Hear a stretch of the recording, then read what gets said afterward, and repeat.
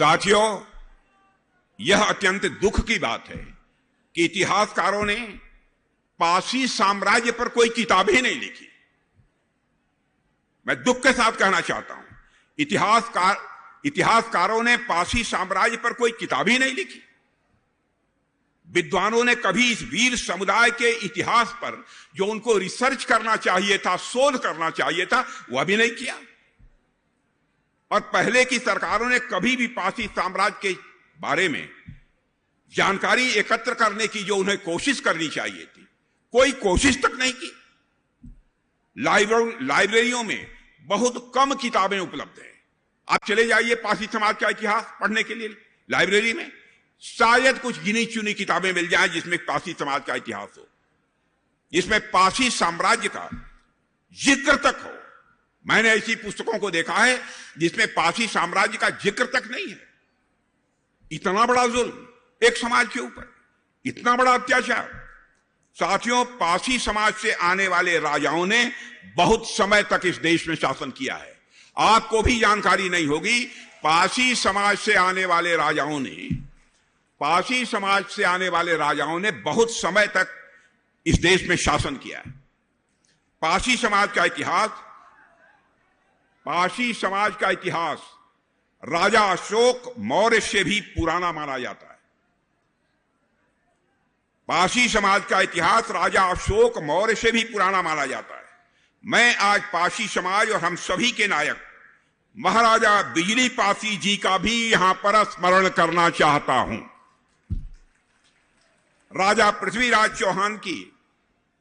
पृथ्वीराज चौहान की समकालीन महाराजा बिजली पासी जी ने न केवल बिजनौर की स्थापना की, बल्कि अपनी दूरदर्शिता और नेतृत्व से इस क्षेत्र में एक विशाल और समृद्ध, एक धनवान, एक राज्य भी स्थापित किया था। उन्हें के शासनकाल की समृद्धि का, उनके शासन काल की जो समृद्धि रही है, उसका अंदाज इस बात से लगाया जा सकता है कि उन्होंने 12 मजबूत किलों का निर्माण कराया था। 12 मजबूत किलों का निर्माण करवाया था। यह न केवल उनकी समृद्धि का प्रतीक है, बल्कि उनकी शक्ति और रणनीतिक कुशलता का भी इससे परिचय मिलता है। अवध का यह क्षेत्र आज भी सम्मान के साथ साथियों महाराजा बिजली पासी को याद करता है। लेकिन यह केवल इतिहास की विफलता ही इसे नहीं मानता हूं, बल्कि हमारी सामूहिक जिम्मेदारी की भी कहीं न कहीं कोई कमी रही है कि पारसी समाज का जैसा इतिहास लिखा जाना चाहिए था, नहीं लिखा गया। हमने अपने पूज्य पुरुषों को भुला दिया।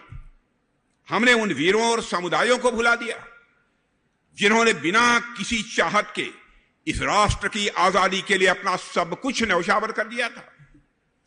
साथियों, महाराजा बिजली पासी, महाराजा सतान पासी, महाराजा लाखन पासी, महाराजा सुहेलदेव, महाराजा छेटा पासी, महाराजा दालदेव, राजा गंगा वक्सरावत, झलकारी बाई, अवंती बाई और महावीरी देवी, ये वो नाम हैं जो कि सोने के अक्षरों में अंकित किए जाने चाहिए, लेकिन अंकित नहीं किए गए। लेकिन साथियों, मुगलों के इतिहास को बढ़ा चढ़ाकर बताने वाले इतिहासकारों ने इन नामों को सम्मान जो देना चाहिए नहीं दिया। हमारे इतिहास की किताबों में भी जो उन्हें मान्यता मिलनी चाहिए थी, नहीं मिली। यह हमारा दायित्व है, मैं मानता हूं हमारा दायित्व है कि हम उस विस्मृत इतिहास को पुनः सामने लाएं, जो इतिहास भुलाने की कोशिश की गई है। मैं आप सबसे भी निवेदन करना चाहता हूं, अन्य विद्वानों से भी आग्रह करना चाहता हूं, हम उस भूले और बिसरे इतिहास को हम पुनः सामने लाएं, ताकि पारसी समाज जैसे समुदायों का योगदान देश की चेतना में फिर से एक बार जागृत हो सके। मित्रों, मैं यह चाहता हूं, क्योंकि राष्ट्र की असली ताकत तभी पूरी तरह प्रकट होती है जब हर वर्ग, हर समुदाय, हर बलिदान को जो उसका सम्मानजनक स्थान मिलना चाहिए, वह सम्मानजनक स्थान मिले। साथियों, जब वर्ष 2000 में एनडीए की हमारी सरकार बनी थी, आदरणीय अटल बिहारी वाजपेयी जी प्रधानमंत्री थे, तब हमने राजा बिजली पासी जी की स्मृति में डाक टिकट जारी करके उनको अपनी श्रद्धांजलि अर्पित की थी। बहनों भाइयों, श्रद्धेय अटल बिहारी वाजपेयी जी के शासनकाल की बात मैं कर रहा हूं। उस समय मैं यहां का मुख्यमंत्री था।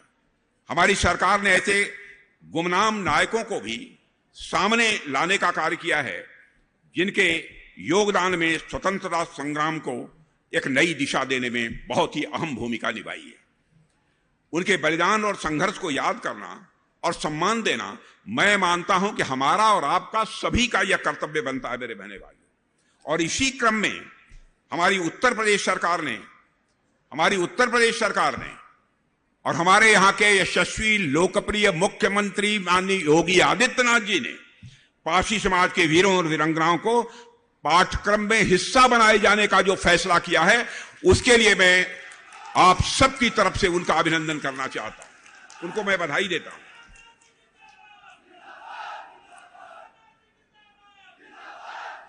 मैं तो कभी कल्पना नहीं कर सकता था कि ऐसा भी कोई मुख्यमंत्री आएगा जो कि समाज के बारे में इस हद तक जाकर सोचेगा। लेकिन उसको आपके मुख्यमंत्री योगी आदित्यनाथ जी ने करके दिखाया है मेरे बहनों भाइयों।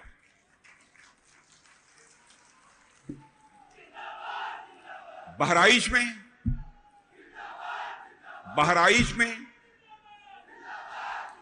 महाराजा सुहेल देव जी, अरे सुन भाई, बहराइच में महाराजा सुहेल देव जी का भव्य स्मारक भी बनाया गया है। ऐसा ही भव्य स्मारक महाराजा बिजली पासी का लखनऊ में भी बनने जा रहा है। मुख्यमंत्री जी ने कहा है, और इस निर्णय की जो मुख्यमंत्री जी ने यह फैसला किया है योगी आदित्यनाथ जी, इसकी भी बहनों भाइयों सराहना की जानी चाहिए, ताकि इन सब सारे बहादुरों के बारे में, वीरों के बारे में आम लोगों को भी जानकारी हो सके। और साथियों, मैं याद दिलाना चाहता हूं, कल से ही जनजातीय गौरव दिवस भी कल मनाया गया था सारे देश भर में।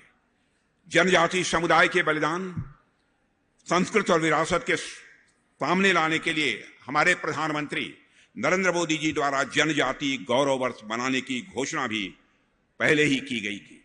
इससे यह सुनिश्चित हुआ है कि जनजातीय स्वतंत्रता सेनानियों की विरासत के बारे में हमारे देश के लोग आज कुछ जान पा रहे हैं, आज कुछ समझ पा रहे हैं, और देशभक्ति के लिए स्वाभाविक रूप से वह प्रेरित हो रहे हैं। साथियों, हमारा हमेशा से यही लक्ष्य रहा है कि दलित समाज के नायकों को सब लोग जाने। हम लोगों की बराबर कोशिश रही है, जिससे समाज में एकता बढ़ेगी, दूरी नहीं बढ़ेगी। यदि दलित समाज के नायकों को सभी लोग जानेंगे तो समाज में एकता बढ़ेगी, विश्वास बढ़ेगा और एक दूसरे के लिए सम्मान भी बढ़ेगा। यह हमारा सौभाग्य है कि हमें बाबा साहब भीमराव अंबेडकर से जुड़ी जगहों को पंच तीर्थ के रूप में विकसित करने का मौका मिला। इससे भारत के लोग बाबा साहब के जीवन के बारे में और अधिक जान सकेंगे। इसके लिए श्रेय यदि दिया जाना चाहिए तो भारत के यशस्वी प्रधानमंत्री श्री नरेंद्र मोदी जी को इसका श्रेय दिया जाना चाहिए। साथियों, होगा क्या? ऐसे महापुरुषों के जीवन से हम समानता के मूल्य सीखेंगे। इससे राष्ट्रीय एकता और भी मजबूत होगी, क्योंकि बाबा साहब कहते थे, जब तक हमारे बीच भेदभाव रहेंगे हम कभी भी अपनी राष्ट्रीयता का विकास नहीं कर सकते। इसलिए भेदभाव मिटना चाहिए। और जो भी सुझाव मैंने दिया है, यदि ये सब सारे कदम उठाए जाते हैं तो मैं समझता हूं कि आपस की दूरी और आपस का भेदभाव यह स्वाभाविक रूप से समाप्त होगा। और इस बात को ध्यान में रखते हुए हमारे प्रधानमंत्री नरेंद्र मोदी जी ने हमेशा यह सुनिश्चित किया है कि देश के हर वर्ग और विशेषकर समाज की हाशिए पर रहने वाले समुदायों को उचित प्रतिनिधित्व दिया जाना चाहिए, और इस काम को किया है। उन्हें अपनी बात रखने के लिए स्थान मिलना चाहिए। यह है हमारे प्रधानमंत्री की सोच। और प्रधानमंत्री मोदी जी ने मंत्रिमंडल में भी इस बात का ध्यान रखा है कि समाज के वंचित, पिछड़े समुदायों को जगह मिले।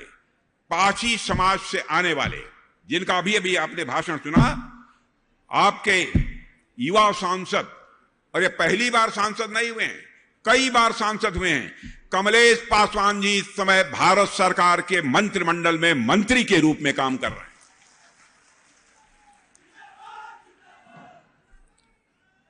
बहनों भाइयों, यह राजनीति केवल सत्ता हासिल करने के लिए नहीं की जानी चाहिए। राजनीति की जानी चाहिए तो समाज बनाने के लिए राजनीति की जानी चाहिए। और यह हम लोगों की राजनीति वही राजनीति है जो सबका साथ, सबका विकास, सबका विश्वास और सबका प्रयास की भावना को साकार करने की पूरी कोशिश कर रही है। कोई भी देश या समाज, मेरे साथियों, सिर्फ इस बात से नहीं जाना जाता है कि सक्षम वर्गों के लोग कितना कर पाए हैं, बल्कि इस बात से जाना जाता है कि वंचित वर्ग के प्रति कितना वह समाज संवेदनशील है। हमारी सरकार का बराबर यह लक्ष्य रहा है कि वंचित वर्ग और अधिक सशक्त हो, और बराबर उसकी हम लोग चिंता कर रहे हैं। चाहे हमारी उत्तर प्रदेश सरकार हो अथवा केंद्रीय सरकार हो, हमारी सरकारी योजनाओं में, सरकार की योजनाओं में सबसे अधिक, सरकार की जो योजनाएं केंद्र की हो अथवा प्रदेश की, सबसे अधिक लाभ पहुंचा है तो हमारे समाज के वंचित वर्ग को हम लोगों ने लाभ पहुंचाने की कोशिश की है। मेरे बहनों भाइयों, ये लाभकारी योजनाएं उस सेवा अभियान का हिस्सा हैं जो हमारी सरकार 11 वर्षों से एससी, एसटी और ओबीसी और अन्य वंचित वर्ग के लिए चला रही है। हमारा मानना है कि समाज कल्याण का रास्ता सामाजिक न्याय से ही होकर गुजरता है। समाज कल्याण का रास्ता सामाजिक न्याय से ही होकर गुजरता है। इसलिए हमारी प्राथमिकता में हमेशा से ही समाज कल्याण के लिए सामाजिक न्याय रहा है। बहनों भाइयों, बातें बहुत सारी हैं। कैसे सरकारी छात्रवृत्तियां दी जा रही हैं, Ambedkar social innovation and incubation mission स्थापित किए गए हैं, बहुत सारे काम किए गए हैं। सारे कामों के लिए मैं चर्चा करूंगा, एक लंबा समय लगेगा। इसलिए मैं आप सबसे यही कहना चाहता हूं, चाहे हमारी केंद्र की सरकार हो, चाहे हमारे यहां पर श्री योगी आदित्यनाथ जी की सरकार हो, इनके द्वारा किए गए जो प्रयास हैं, यह प्रयास यह दर्शाते हैं कि सरकार हमारी सामाजिक न्याय के लिए, सरकार के लिए सामाजिक न्याय यह केवल नारा नहीं है बहनों भाइयों, बल्कि हम लोग इसे अपना मिशन बनाकर चल रहे हैं। इस रूप में हमारी सरकारें काम कर रही हैं। बाबा साहब मानते थे कि जहां भी सामाजिक व्यवस्था नैतिक और समतामूलक नहीं होगी, जहां पर सामाजिक व्यवस्था नैतिक और समतामूलक नहीं होगी, उस समाज में लोकतंत्र लंबे समय तक जीवित नहीं रह सकता है। यह बाबा साहब भीमराव अंबेडकर का मानना था। इसलिए हमारा लक्ष्य है कि समाज का हर वर्ग, चाहे वह किसी भी जात, वर्ग अथवा समुदाय से हो, देश की प्रगति में वह बराबर का भागीदार बने, यह कोशिश होनी चाहिए। और हमारी दोनों सरकारें, प्रदेश और केंद्र की, यह कोशिश कर रही हैं।